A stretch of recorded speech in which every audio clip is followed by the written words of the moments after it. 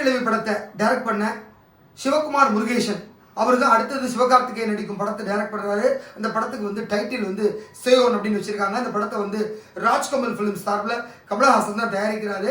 So இந்த படத்தினுடைய shooting ஏற்கனவே தொடங்கி ஒரு கட்டம் முடிச்சுட்டாங்க.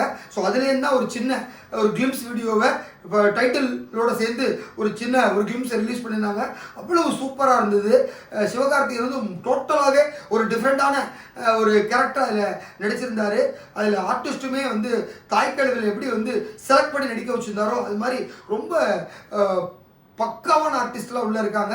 ஸோ அதில் வந்து சிவகார்த்திகேயனுக்கு யார் ஜோடி அப்படிங்கிற விஷயத்த மட்டும் அந்த வீடியோவில் சொல்லலை, அதுக்கப்புறம் சொல்லலை.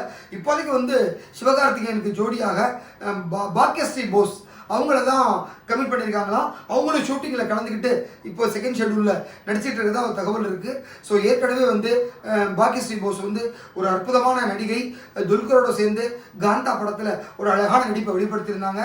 ஸோ அவங்க வந்து இந்த படத்தின் மூலியமாக தமிழ் சினிமாவில் அறிமுகமாகறாங்க.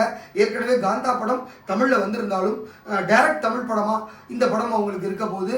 ஸோ நிச்சயமாக ஒரு சூப்பர் காம்பினேஷனாக இருக்கும். அந்த ரெண்டு பேரோட கெமிஸ்ட்ரியை பார்த்தாலே தெரியுது ஸ்க்ரீனில் எவ்வளோ பிரமாதமாக இருக்கும்ட்டு. ஸோ படம் வந்ததுக்கப்புறம் இன்னும் பெரிய லெவலில் பாக்கியஸ்ரீ போஸ் பேசப்படுவாங்க. நன்றி.